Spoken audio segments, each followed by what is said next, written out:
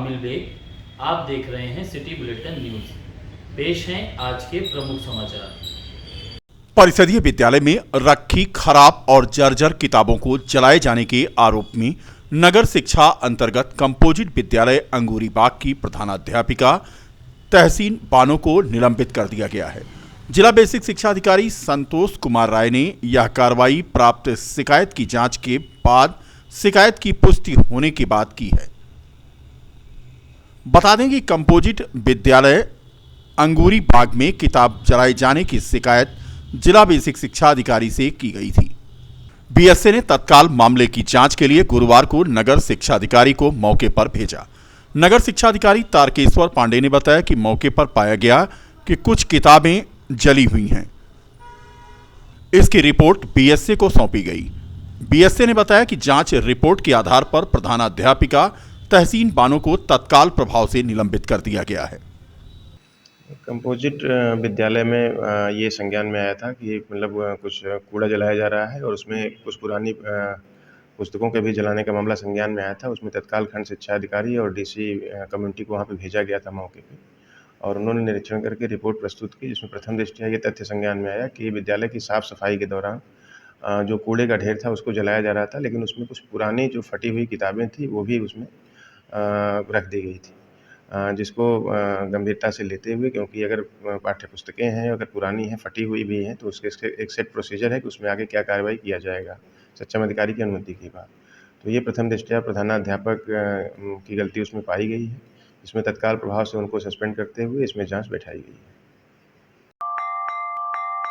शिवसेना के पूर्वी उत्तर प्रदेश के प्रमुख संतोष दुबे ने आज सिटी मजिस्ट्रेट को सौंपे गए एक ज्ञापन में अयोध्या में निर्माणाधीन राम पथ के मार्ग में गुदड़ी बाजार चौराहे पर स्थित खजूर वाली मस्जिद का सड़क में आ रहा भाग गिरवाकर सड़क चौड़ीकरण की बाधा तत्काल दूर कराए जाने के संबंध में एक ज्ञापन दिया। ज्ञापन मुख्यमंत्री को प्रेषित है, जिसमें अवगत कराया गया है कि रामपथ की चौड़ीकरण में आ रहे शहादतगंज, हनुमानगढ़ी, रिकाबगंज, हनुमानगढ़ी सहित तमाम प्राचीन मंदिरों को चौड़ीकरण के दौरान हटाया गया, लेकिन खजूर वाली मस्जिद को अभी तक क्यों नहीं हटाया गया है, तत्काल उसे हटाए जाने की मांग की गई। अयोध्या शहर यानी फैजाबाद पुराना शहर चौक के आगे एक दूसरा चौराहा है, गुदड़ी बाजार चौराहा, जो राम पथ मार्ग पर आता है।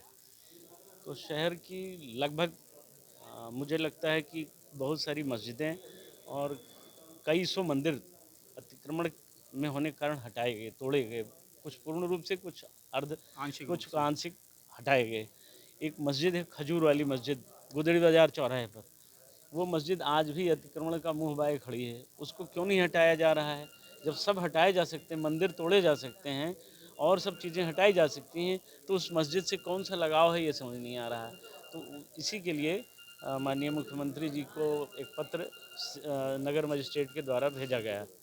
इस पर एक कार्यवाही के लिए अपेक्षा भी की गई कि उस मस्जिद को हटावें, नहीं तो हम लोग भी मंदिर आगे बढ़ बढ़ के बनाएंगे, क्या दिक्कत है। जब वो बची रहेगी तो फिर हमारी भी मजबूरी होगी। हनुमान जी का मंदिर, उसमें सब डिटेल में दिया गया है पत्र में कि जितने हनुमान मंदिर, जितने राम जानकी मंदिर या और जो भी मंदिर थे सब तोड़े गए। हमने विरोध नहीं किया, हिंदू समाज ने विरोध नहीं किया। तो इस मस्जिद को बचाने के लिए, और उसको बचाने वाले कौन कारक हैं, उनके खिलाफ यही माननीय मुख्यमंत्री जी को अवगत भी कराया गया है कि वो कौन से लोग हैं जो उस मस्जिद को बचाना चाह रहे हैं और क्यों बचाना चाह रहे हैं। एक अतिक्रमण और बचाए रखना क्या आवश्यक है जब राम पथ का सारा अतिक्रमण दूर हो गया है। तो एक मस्जिद के कारण ये फिर गड़बड़ हो आगे, इसलिए आज हम लोग ये ज्ञापन देने आए थे और अपेक्षा है कि वो अतिक्रमण भी हट जाएगा। नहीं, हाँ, उन्होंने कहा कि सिटी मजिस्ट्रेट साहब ने कहा कि हम पूरी जाँच कराएंगे और डीएम साहब से वार्ता करके उसको हटवाएंगे। जनपद स्तर पर विज्ञान मॉडल प्रतियोगिता का आयोजन कक्षा 9 से 12 के विद्यार्थियों के मध्य राजकीय महिला पॉलिटेक्निक अयोध्या में आयोजित किया गया। जिला विज्ञान क्लब के जिला समन्वयक निखिल सिंह के नेतृत्व में यह आयोजन हुआ। इस आयोजन में पुरस्कार वितरण एवं सम्मान समारोह के मुख्य अतिथि के रूप में जिलाधिकारी नीतीश कुमार और जिला विज्ञान क्लब के अध्यक्ष मौजूद थे।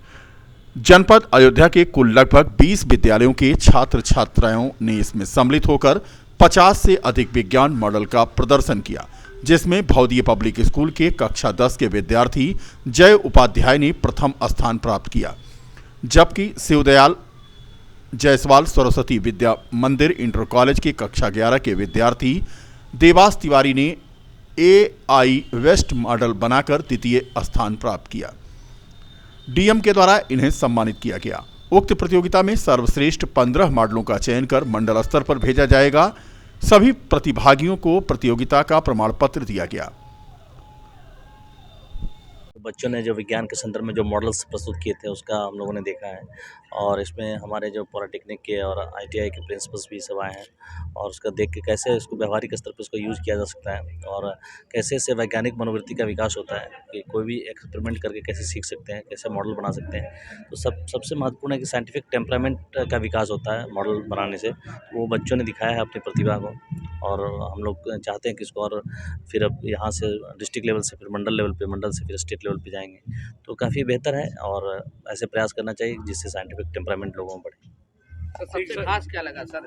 ये बहुत सारी चीज़ें खास है, सब अलग अलग इश्यूज़ पे हैं, इसलिए खास तो हमारे जो प्रोफेसर्स हैं यहाँ पे वो सेलेक्ट करेंगे और सबसे महत्वपूर्ण है कि सबका कंटेंट और सब्जेक्ट्स अलग अलग होते हैं तो सबकी तुलना एक साथ नहीं की जा सकती बच्चों के लिए सर एक सवाल और सर एक सवाल है आज जिला विज्ञान क्लब द्वारा जो जनपद स्तरीय प्रदर्शनी का आयोजन किया गया था, इसमें कुल लगभग 20 विद्यालयों के 60 से अधिक मॉडल लगाए गए। जो अपने विद्यालयों में प्रतियोगिता में प्रथम और द्वितीय स्थान वाले मॉडल थे, उन मॉडलों को यहाँ प्रदर्शित किया गया। और इस कार्यक्रम में आज हमारे जनपद के जिलाधिकारी महोदय उपस्थित होकर सारे जो विजेता थे, प्रथम द्वितीय तृतीय और 2 सांत्वना पुरस्कार वालों को उन्होंने प्रमाण पत्र ट्रॉफी दे करके सम्मानित किया। जो नगद धनराशि उनको है उनके खाते में हस्तांतरित की जाएगी। जो आजकल हमारी लेटेस्ट टेक्नोलॉजी चल रही है, IoT technology, artificial intelligence, artificial agriculture और जो हाइब्रिड टेक्नोलॉजी चल रही है कि 2 टेक्नोलॉजी को मिला करके, जैसे एग्रीकल्चर के फील्ड में आर्टिफिशियल इंटेलिजेंस का यूज कैसे करें, मेडिकल के फील्ड में कैसे यूज करें, हमारा जो ट्रैफिक सिस्टम है उसमें आर्टिफिशियल इंटेलिजेंस का यूज करें, हमारा जो एनवायरनमेंट है उसमें भी लेटेस्ट टेक्नोलॉजी का कैसे यूज करके आम जनमानस को कैसे अधिक सुविधाएँ पहुँचा सकते हैं, उनके लिए सहूलियत अधिक से अधिक बना सकते हैं, इस पे फोकस करके अधिक से अधिक मॉडल बनाए गए। विशेष रूप से नरेंद्र भूषण प्रमुख सचिव विज्ञान एवं प्रौद्योगिकी विभाग उत्तर प्रदेश सरकार की विशेष रुचि है कि इस तरह के कार्यक्रम